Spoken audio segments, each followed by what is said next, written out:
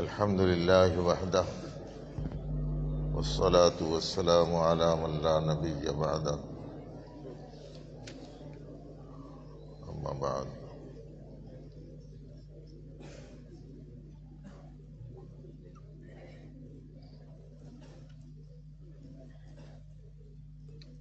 أعوذ بالله من الشيطان الرجيم. بسم الله الرحمن الرحيم. ثم أورثنا الكتاب الذين اصطفينا من عبادنا فمنهم ظالم لنفسه ومنهم مقتصد ومنهم سابق بالخيرات بإذن الله.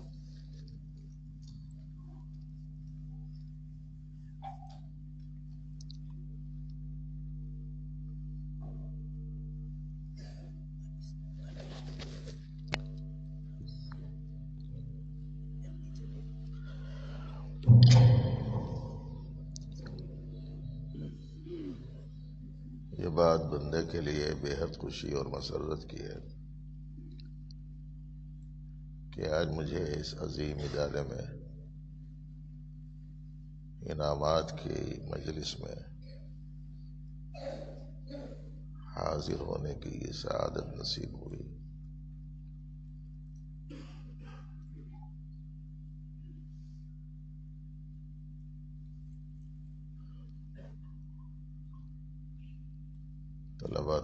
طلبہ تخصصات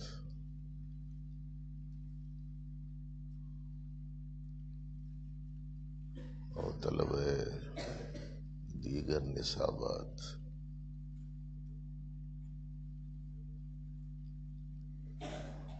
میں تقسیم انعامات سے اندازہ ہوا اور جن کتابوں کو انعامات میں رکھا گیا ان کے ناموں کو سن کر اندازہ ہوا کہ یہاں کے اساتذہ کرام اور ذمہ داران کی نظر موجودہ حالات میں چوطرف ہے. بہت خوشی اور مسرت کی بات ہے. اس موقع پر علماء کرام کی خدمت میں تو مجھ جیسا شخص اصلاً گزارشات پیش کرنے کا اہل نہیں. طلبہ عزیز کو اپنے ساتھیوں کی طرح سمجھتا ہوں، اس لیے ان سے بطور تکرار کے کچھ باتیں دو چار باتیں عرض کروں گا.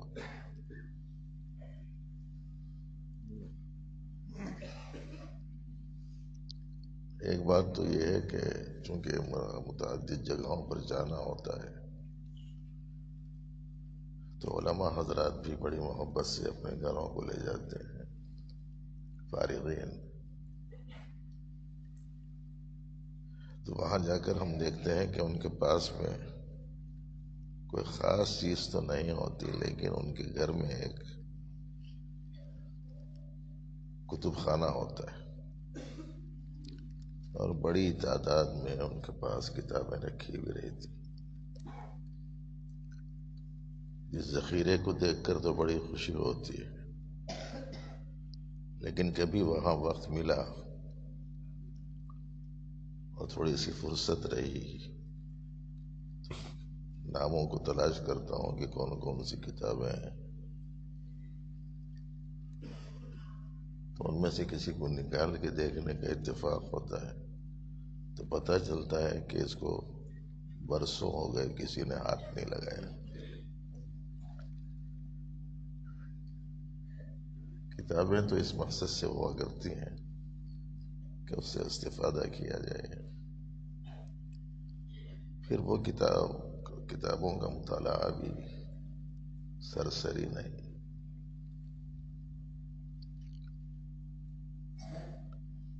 مجھے ایک بات یاد آئی کہ میرے بھائی حضرت مولانا شاہ محمد کمال الرحمن صاحب جو مولانا ذل الرحمن کے بڑے بھائی تھے، جمال الرحمن سے بھی بڑے بھائی تھے، وہ پڑھا کرتے تھے سہارنپور میں. وہاں ایک استاذ تھے حضرت مولانا ظریف احمد صاحب رحمۃ اللہ علیہ. وہ فرماتے تھے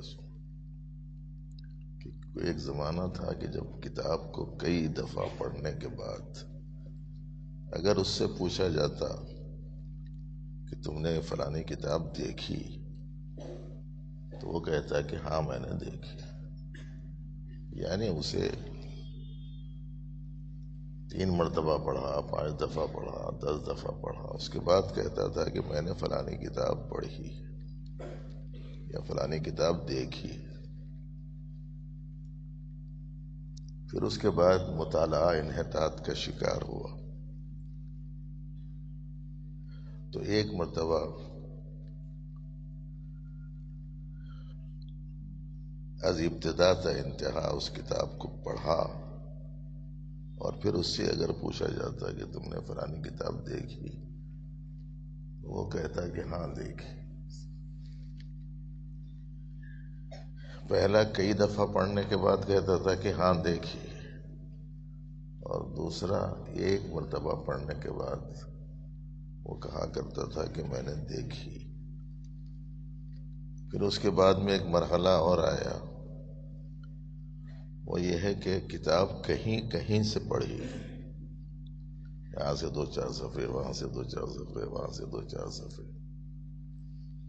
پھر اس سے پوچھا جاتا کہ تم نے فلانی کتاب دیکھی تو وہ کہتا کہ ہاں دیکھی.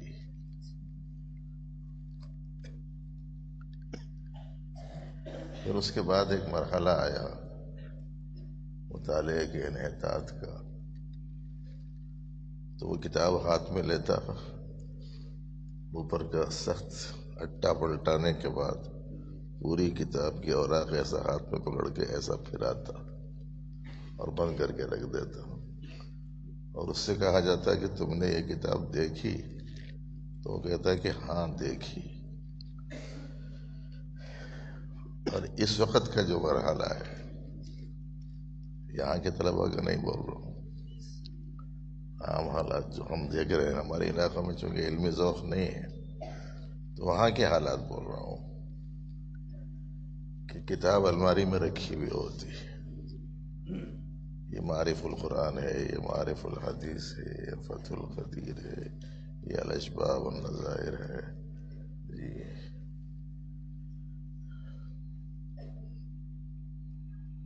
اور یہ حضرت شاہ ولی اللہ محدث دہلوی رحمۃ اللہ علیہ کی حجت اللہ ہے. یہ مکتوبات امام ربانی ہیں، اور یہ مسلمانوں کے عروج و زوال کا اثر ہے. یہ الانتباہات ہے، یہ بیان القرآن ہے، وہ احسن الفتاوی ہے.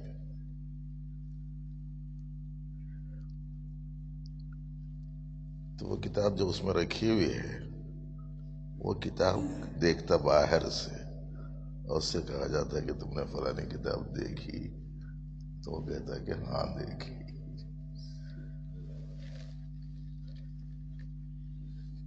یہ ترتیب میں نے کیوں عرض کی ہے؟ اس لیے عرض کی ہے کہ ہمارے عزیز طلباء کو کتابوں کو ایسا نہیں دیکھنا ہے جیسے اخیر والے نے دیکھی، یا اس سے اخیر سے پہلے والے نے دیکھی، یا اس پہلے والے سے پہلے والے نے دیکھی.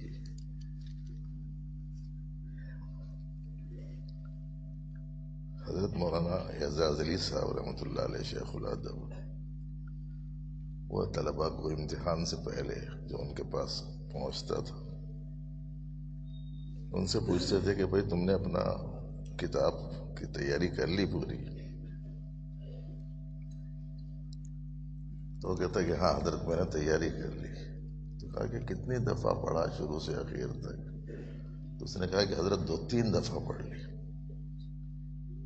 جب وہ کہتا ہے کہ 2-3 دفعہ پڑھ لیا تو فرمایا کہ بہت ذہین اور قوی الحافظہ معلوم ہوتے ہو. ہم لوگ تو 8-8 10-10 دفعہ پڑھتے تھے پوری کتاب از اول تا آخر. مطالعہ پہلے ایسے ہوتا تھا، اس کے نتیجے میں کتابیں ان لوگوں نے وہی پڑھی جو آج ہمیں پڑھائی جا رہی ہے، لیکن ان کے علم میں اپنے علم میں ببی تفاوت راز کجاس تابا کجا، کتنا بڑا فرق پیدا ہو گیا ہے کہ وہی کتابیں پڑھ کر انہوں نے عالم کی رہنمائی کی، وہی کتابوں کا مطالعہ کر کے پڑھ کے ان لوگوں نے دنیا میں پیش آنے والے ہر چیلنج کا جواب دیا اور ہر اٹھنے والے فتنے کی سرکوبی کی، ہر پیش کیے جانے والے اعتراضات کے منہ توڑ جوابات دیے۔ کتابیں وہی پڑھے ہوئے تھے، وہی کتابیں ہم بھی پڑھ رہے ہیں، لیکن جو فرق پیدا ہوا ہے وہ یہ ہے کہ ہم گہرائی میں نہیں اترتے، حالانکہ فقہ نام تو گہرائی میں اترنے کا ہے۔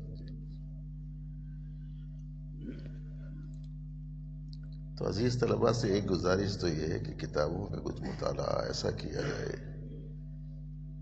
کہ کم از کم 3-4 دفعہ تو اس کا تفصیلی مطالعہ ہو، ایک مرتبہ پڑھا جائے۔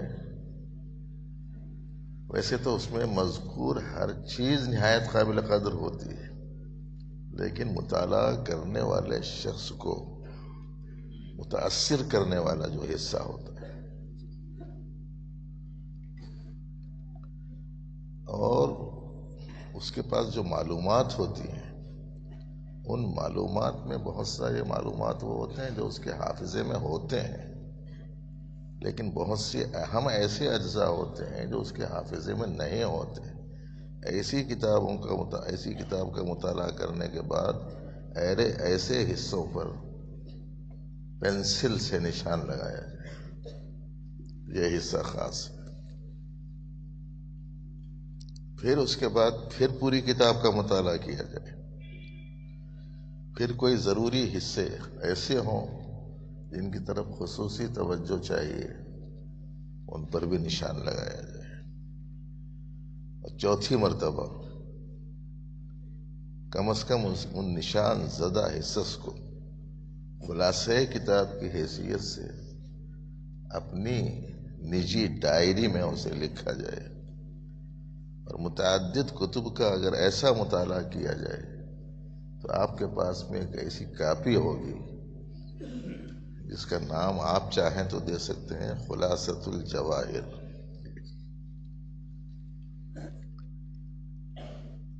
پھر آپ کو پڑھنے کے لیے پوری کتاب کی ضرورت نہیں پڑے گی، آپ اس سے استفادہ کرنے کے لیے اور اس کی روشنی میں افادے کے لیے آپ اس ڈائری کے ذریعے سے غیر معمولی خدمات انجام دے سکتے ہیں۔ ایک گزارش تو ہمارے عزیز طلباء سے بس یہی تھی، ایک چھوٹی سی گزارش اور ہے۔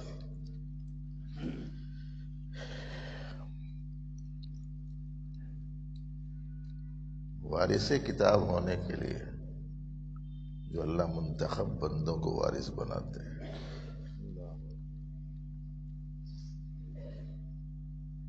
وارث بننا، ثم اورثنا الکتاب الذین اصطفینا، جنہیں ہم نے چنا ان کو وارث بناتے ہیں۔ اب ان میں سے کچھ کوتاہی کرنے والے ہوتے ہیں اور کوئی درمیانی استفادہ کرنے والے ہوتے ہیں، کوئی اس میں سبقت کرنے والے ہوتے ہیں۔ تو وارث بننے کے لیے دراصل قلب کو اس کا لائق بنانے کا اہتمام کرنا ہے۔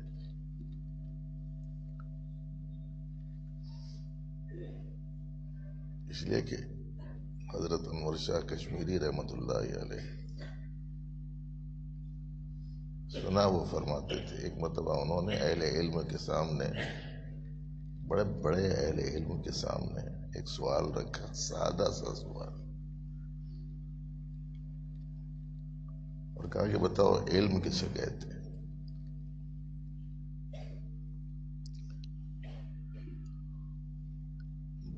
بہت معمولی سے سوال ہے نا، علم کسے کہتے ہیں؟ لیکن جو سوال انہوں نے رکھا وہ مفتیوں کے سامنے اور بڑے بڑے اساتذہ کے سامنے، ذمہ داران خدمت دین کے سامنے رکھا، تو سوال کرنے والا جتنا وزندار ہوتا ہے اس کے کہے ہوئے جملے میں بھی اتنا ہی وزن ہوتا ہے۔ بات ہر بات کو نہیں کہتے، بات مشکل سے بات ہوتی ہے، بات ہیرا ہے، بات موتی ہے، بات لاکھوں کی لاج ہوتی ہے۔ ہمارے حیدرآباد کے ایک شاعر تھے، ان کا شعر ہے یہ، بات ہر بات کو نہیں کہتے، بات مشکل سے بات ہوتی، بات ہیرا ہے، بات موتی ہے، بات لاکھوں کی لاج ہوتی ہے۔ تو سوال تھا وہ حضرت انور شاہ کشمیری کا، اس وقت سے بڑے بڑے علماء سوچ میں پڑ گئے کہ علم کسے کہتے ہیں، اس کو کیسے اس کو بتایا جائے۔ سب خاموش رہ گئے، تو حضرت نے خود جواب دیا، فرمایا علم وہ ہے جو آدمی سے عمل کرائے بغیر نہ چھوڑے، علم وہ علم ہے۔ اور ایسا تأثر قلب میں قائم کرنے کے لیے ضرورت پڑتی ہے ایسے تین راستوں کی حفاظت کی جس کے ذریعے سے وہ پاکیزہ راستے سے وہ علم قلب سے ٹکرائے۔ وہ تین راستے جس کو ہمارے حضرت مسیح الامت رحمۃ اللہ علیہ فرماتے تھے کہ نفس ظاہر ہے کہ اندر کوئی پیس نہیں، جیسے دل کا ایک لوتھڑا ہے، جگر کا ایک ٹکڑا ہے، گردے کا ایک ساخت ہے، پھیپھڑے کی ایک ساخت ہے، ایک مستقل پیس ہے، ایسا پیس نہیں ہے نفس۔ اسی واسطے اس کا نام لطیفہ ہے، اس لیے کہ پیسز تو کثیف ہوتے ہیں، پیس ہوتا ہے کثیف، لطیفہ ہے وہ۔ اور فرمایا کہ چونکہ وہ دکھتا نہیں ہے لیکن وہ ظاہر ہوتا ہے تین راستوں سے۔ ایک زبان کے راستے سے، دوسرے نگاہ کے راستے سے، اور تیسرے کان کے راستے سے۔ اس سے یہ ظاہر ہوتا ہے۔ گانا سننے لگے تو سمجھ جاؤ کہ نفس ظاہر ہوا، نامحرم کو دیکھنے لگے تو سمجھو نفس ظاہر ہوا، نامناسب بات اگر کہنے لگے تو سمجھ جاؤ کہ نفس ظاہر ہوا۔ تو ظہور نفس کے یہ تین راستے، انہیں تین راستوں سے عام طور پر آدمی سے کوتاہیوں کا صدور ہوتا ہے، اور جب یہ کوتاہیوں کا صدور ہوتا ہے تو یہ پھر پاک نہیں رہتے، اور جب پاک نہیں رہتے تو پھر پاکیزہ چیز داخل اندر کیسے ہو سکتی؟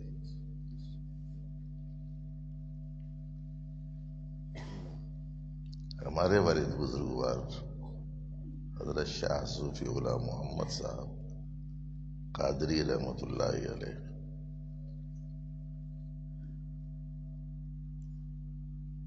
وہ فرمایا کرتے تھے کہ نہایت چہیتا بچہ اپنی ماں کے پاس گلاس سے مٹی میں کھیل رہا تھا، گلاس پانی وانی پینے کا جو ہوتا وہ لے کے مٹی سے کھیل رہا تھا۔ اب اس میں کنکر ہیں، اس میں گرد ہے، اس میں مٹی ہے. کھیلتے کھیلتے اسے بھوک لگی تو وہ ماں کے پاس جا کے کہتا ہے کہ امی جان اس میں دودھ ڈال دیجیے. تو نہایت چاہنے والی ماں اپنے بچے کو کہتی ہے کہ نہیں اس میں نہیں ڈالوں گی، اس کی جا کے دھو کے ڈالو پھر ڈالو. تو دودھ ایک پاکیزہ اور مفید چیز ہے اور وہ گندے برتن میں نہیں ڈالی جا سکتی. تو علم ایک پاکیزہ چیز ہے اور جس کے بارے میں ہمارے ہر بچے کو یاد ہے یہ ان العلم نور من الہ ونور اللہ لا یعطی لعاصی، کہ علم تو اللہ کا نور ہے جو گناہگار کو نہیں دیا جاتا. امام شافعی رحمۃ اللہ علیہ کو امام وکیع نے فرمایا تھا شکوت الی وکیع سوء حفظی فاوصانی الی ترک المعاصی فإن العلم نور من الہ ونور اللہ لا یعطی لعاصی. تو اس لیے اگر اس علم کے حقیقی اثرات، اس لیے کہ علم ایک علی اللسان ہوتا ہے اور ایک علم فی القلب. علم علی اللسان وبال ہوتا ہے، علم فی القلب یہ نافع ہوتا ہے. تو قلب میں علم کا اثر آنے کے لیے ہمارے عزیز طلباء سے، نوجوان بچوں سے چھوٹی سی گزارش ہے، بس یہ 3 راستے پاک رکھو. نگاہ گندی نہ ہونے پائے، کانوں میں نامناسب کسی کی بات نہ پڑے اور زبان پر خلاف حق کبھی بات نہ لائی جائے. اگر ان 3 باتوں کا لحاظ رکھیں گے تو انشاءاللہ علم کے اثرات قلب میں آئیں گے اور اس کے ذریعے سے قلب ہوگا صحیح، اور قلب صحیح ہوگا تو قالب بھی صحیح ہو جائے گا. سراپا کو قالب کہتے ہیں. قلب صحیح تو سب صحیح. اذا صلح صلح الجسد کلہ، جب یہ درست ہوتا ہے تو سب کچھ درست ہو جاتا ہے. تو اس لیے مطالعہ اس جہت سے اور اس رخ سے، اس میں اس بات کا بھی خاص خیال رکھا جائے کہ پڑھنے کی 2 قسمیں ہیں. ایک وہ پڑھنا ہے جس کو پڑھنا نہیں، اس کے اوپر سے نظر گزارنا ہوتا ہے، اور ایک یہ ہے کہ جو کچھ پڑھتے جائے اپنے اوپر اسے جانچتے جائیں، اس کو دیکھتے جائیں. ایک یہ کہ آپ نے قرآن مجید کی تلاوت شروع کر دی، ایک بیٹھک میں الف لام میم سے والناس تک سنا دیا، ایک تلاوت یہ ہے. اور ایک تلاوت یہ ہے کہ آپ نے کہا الحمدللہ رب العالمین. دیکھنا چاہیے کہ میرے اندر میری تعریف کی کوئی خواہش تو نہیں ہے. اگر میرے اندر میری تعریف کی کوئی خواہش ہے تو اس کا مطلب یہ ہوا کہ میں نے الحمدللہ رب العالمین سمجھا نہیں. اس میں تو کہا جا رہا ہے کہ مستحق تعریف تو صرف اللہ تعالیٰ ہے. میں اسے روزانہ پڑھ رہا ہوں، ہر نماز میں پڑھ رہا ہوں، ہر رکعت میں پڑھ رہا ہوں جی، لیکن اس کی زندگی میں اپنی تعریف کی خواہش ختم ہی نہیں ہو رہی. اس کا مطلب یہ ہوا کہ ابھی وہ الحمدللہ رب العالمین علی اللسان ہے، فی القلب نہیں. بس بھائی ان بڑے علماء کرام کے سامنے بہت زیادہ تو گزارشات پیش کرنا جیسے بہت مشکل ہے. ان حضرات نے خواہش کی، انہوں نے حوالہ دیا کہ ہمارے بھائی صاحب کے ساتھیوں میں سے ہیں، وہ بھی ایک حق تھا. قاری صاحب مجھے لے کے آئے، یہ مبارک جگہ انہوں نے دکھائی مجھے. میرے لیے سعادت محسوس ہوئی کہ کچھ 2-4 گزارشات عرض کر دوں.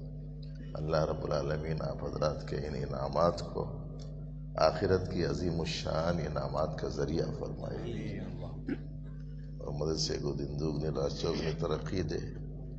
ان حضرات کے سلسلے میں بھی بڑی مسرت ہوئی جو ایسے عظیم ادارے کو اپنے سرمایے سے چلاتے ہیں، طلباء کے لیے اس قدر عظیم خدمات انجام دیتے ہیں.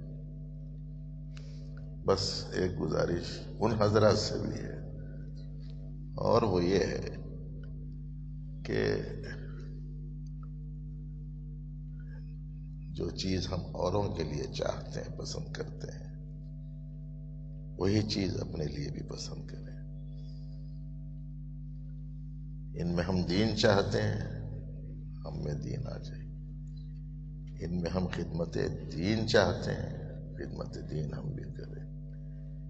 ان میں ہم صالحیت چاہتے ہیں، صالحیت ہمارے اندر بھی آئے. ان میں ہم اللہ سے تعلق مربوط کرنا چاہتے ہیں تو ہمارا تعلق بھی اللہ سے مربوط ہو جائے. ان کے بارے میں ہماری خواہش یہ ہے کہ یہ سچے فدایان مصطفیٰ ہوں تو میرے اندرون میں بھی یہ کیفیت ہو کہ میں بھی فدائے مصطفیٰ بن جاؤں. ان میں فکر آخرت آ جائے تو میرے اندر بھی آ جائے، اس واسطے کہ قیامت کے دن تم نے کیا کیا وہ پوچھا جائے.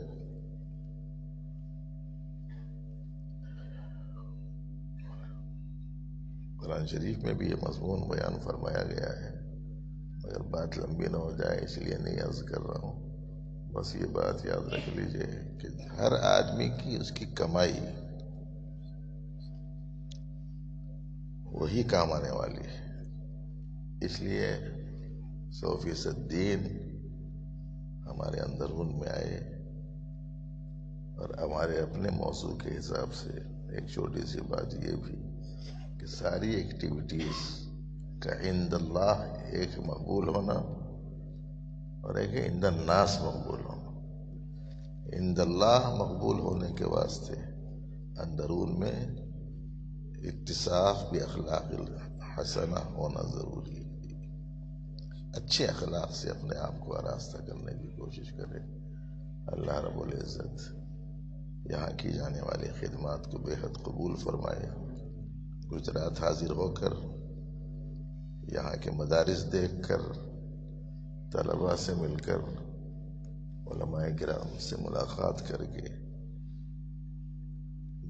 بے حد خوشی ہوئی اور خواہش ہوئی کہ جیسی محنتیں آپ حضرات کی یہاں چل رہی ہیں، اللہ کرے کہ ہمارے علاقے میں بھی اس کی کوئی جھلک پیدا ہو جائے. والحمدللہ رب العالمین.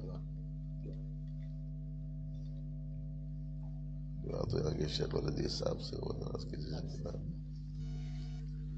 ربنا لك الحمد حمدا دائما مع دوامك، ولك الحمد حمدا خالدا مع خلودك، ولك الحمد حمدا لا يريد قائله إلا رضاك. كل طرفة عين وتنفس كل نفس، يا رب صل وسلم دائما أبدا على حبيبك خير الخلق كلهم. اللهم إنا نسألك علما نافعا ورزقا طيبا واسعا وشفاء من كل داء. اللهم إنا نسألك علما نافعا ورزقا طيبا واسعا وشفاء من كل داء. اللهم علمنا ما ينفعنا يا رب العالمين. اللهم اهدنا واهد بنا واجعلنا من الراشدين. اللهم اجعلنا هداة مهتدين غير ضالين ولا مضلين. اللهم أعز الإسلام والمسلمين وانصر الإسلام والمسلمين. فاطر السماوات والأرض أنت ولينا في الدنيا والآخرة. توفنا مسلمين وألحقنا بالصالحين واحشرنا مع الأبرار. ربنا تقبل منا إنك أنت السميع العليم وتب علينا إنك أنت التواب الرحيم. وصل وسلم وبارك على سيدنا وحبيبنا محمد وعلى آله وصحبه أجمعين. الحمد لله رب العالمين.